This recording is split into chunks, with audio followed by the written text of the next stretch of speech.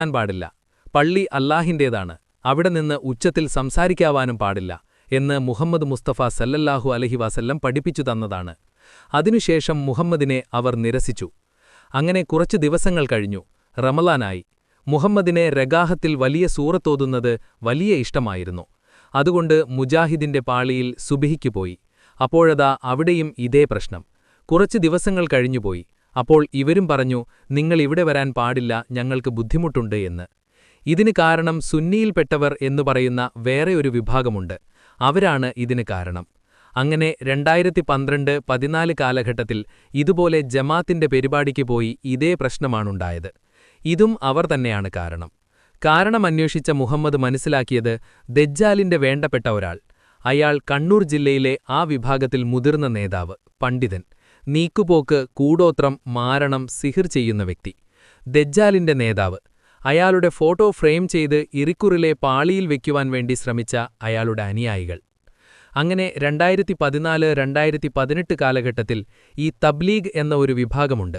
അവരുടെ കൂടെ ഒരു ഹദീസ് വായിച്ച് അതിന്റെ അർത്ഥവും അതാരാണ് റിപ്പോർട്ട് ചെയ്തത് എന്നുമൊക്കെ പറയുന്ന തബ്ലീഗ് ക്ലാസ്സിന് മുഹമ്മദ് പങ്കെടുത്തു. അപ്പോഴും ഒരു വിഭാഗം ആളുകൾ വരും.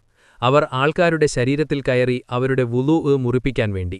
ഇത് കാരണം മുഹമ്മദിനെ അവർ വിലയ്ക്കാൻ കൽപ്പിച്ചു. സംഭവങ്ങൾ തുടർന്നു. മുഹമ്മദ് ബാങ്ക് വിളിക്കാൻ വേണ്ടി പള്ളിയിൽ പോയപ്പോൾ അവിടത്തെ മൈക്ക് ഓഫ് ചെയ്തു. ഇവരിൽപ്പെട്ട ഒരുവൻ ബാങ്ക് വിളിച്ചു. പക്ഷേ ബാങ്ക് വിളി ആരും കേട്ടില്ല എന്ന് പറഞ്ഞു. ഇതിൽ ചിലർ അവരുടെ വിഭാഗത്തിന് പിരിവുമായി അവന്റെ ഉപ്പയുടെ അടുത്തുനിന്നും പണം വാങ്ങിയവരുണ്ട്. അവൻ അയച്ചത് എന്ന് പറഞ്ഞ് പണം പഴിച്ചവരുണ്ട്. അവന്റെ പേര് പറഞ്ഞ് ഹോട്ടലിൽ നിന്ന് ഭക്ഷണം ബുക്കിൽ ഭക്ഷണം കഴിക്കുന്നവർ, പള്ളിക്കു വേണ്ടി, വീടിനു വേണ്ടി, അങ്ങനെ പലതിനും.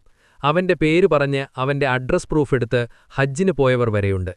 തീർച്ചയായും നിങ്ങൾക്ക് നാളെ നരകം എന്ന ശാശ്വതമായ സ്ഥലം തന്നെയാണുണ്ടാകുക. ഇത്രയും ചെയ്ത ഈ വിഭാഗത്തിൽപ്പെട്ട ഒരുവൻ പോലും സ്വർഗ്ഗത്തിൽ പോകാനിടയില്ല.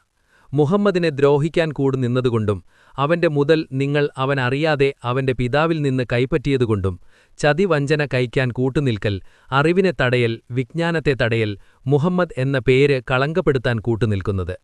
അതുകൊണ്ട് നിങ്ങളും ഇവരെപ്പോലെ കപടവിശ്വാസമുള്ളവരാകാതെ നിൽക്കുക എന്നു മാത്രമാണ് ഇതുകൊണ്ട് ഓരോ ഇസ്ലാം മതവിശ്വാസികളും അർത്ഥമാക്കേണ്ടത്.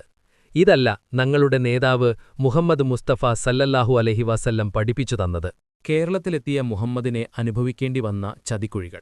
സൗദി അറേബ്യയിലെ രാജ്യത്തിലെ സൗദി രാജകുടുംബത്തെ മൊത്തം വിഡ്ഢികളാക്കിയ ഇന്ത്യയിലെ ഒരു സംസ്ഥാനമായ കേരളത്തിലെ കണ്ണൂർ ജില്ലയിലെ ഒരു ഉസ്മാൻ എന്നവരും അവരുടെ കുടുംബവും ഇരിക്കൂർ എന്ന പ്രദേശത്തെ ചില നാട്ടുകാരും കൂടി വിഡ്ഢികളാക്കി കുടിരിക്കുന്ന ഒരു സത്യം പറഞ്ഞു തരട്ടെയോ?